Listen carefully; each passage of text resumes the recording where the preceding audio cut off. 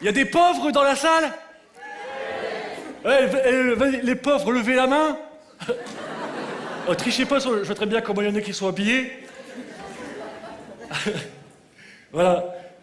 C'est dur la misère. Hein.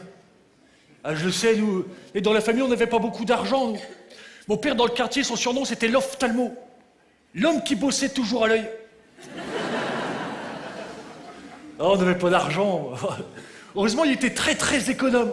Par exemple, à la maison, pour économiser l'électricité, il foutait que des ampoules grillées. Tu sais, le soir, on lisait tous en braille. Si on pouvait pas regarder la télé, il avait revendu pour faire réparer l'antenne.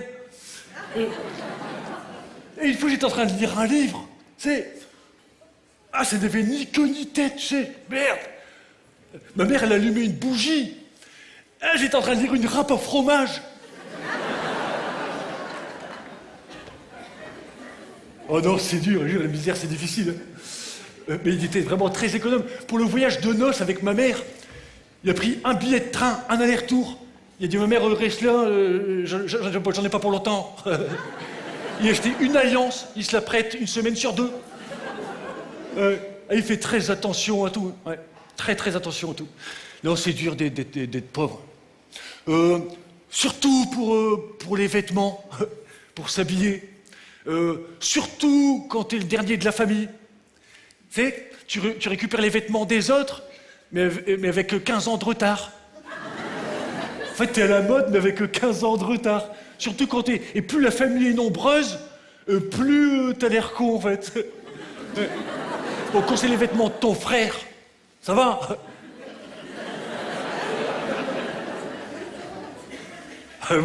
Moi, c'était carnaval. Je suis le dernier.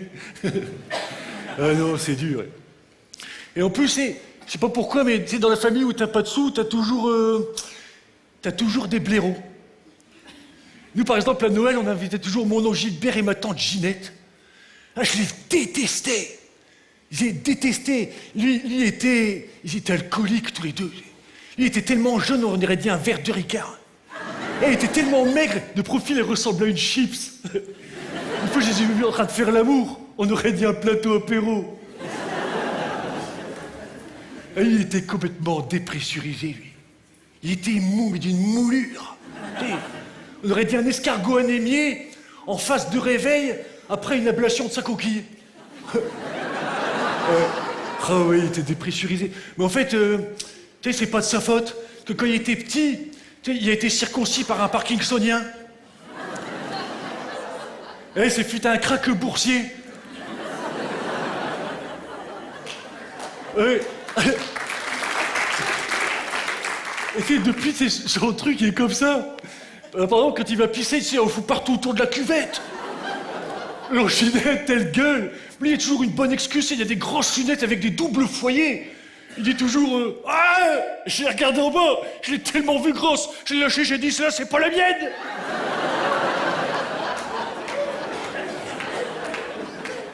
Mais son truc était comme ça, mais ça avait des avantages. Par exemple, l'été, il se foutait sur le dos dans le gazon, ça faisait un arrosage automatique. Eh ben, figurez-vous que tout a suivi le mouvement. Leur seul gamin, il est né avec une scoliose. Vers l'adolescence, il est complètement parti en vrille. Maintenant, il travaille dans une fabrique de ressorts. C'est la théorie du chaos. Heureusement, quand Gilbert a vu ça, il y a des Ginettes. Oula! Et tu sais, ma chérie, pour ton anniversaire, si ça te fait plaisir, on te fera ligaturer les trompes. Ginette, elle lui a dit, ça va pas, t'es malade, non? T'as qu'à te faire ligaturer la tienne. Oh, le tableau. Heureusement, il y avait mon grand-père. J'adorais mon grand-père, on se marrait avec mon grand-père. Et mon grand-père, c'était quelqu'un, il était très, très intelligent, mon grand-père. Tu sais, une fois, il m'a dit, tu sais, gamin, tu sais ce qu'il faut faire pour devenir centenaire? Non, faut attendre.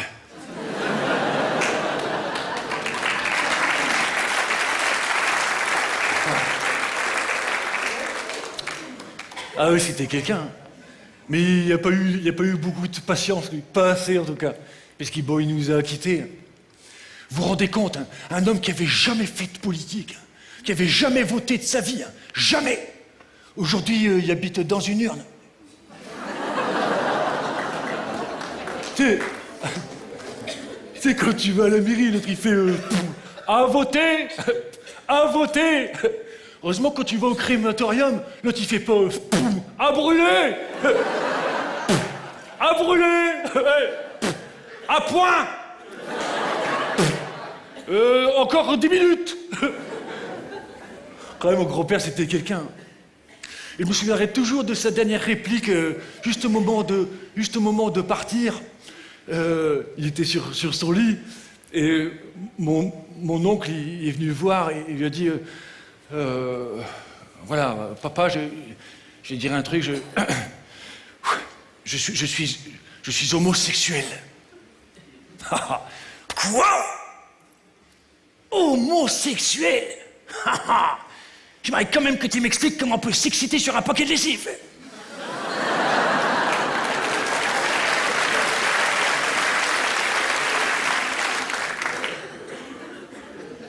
Et il est mort.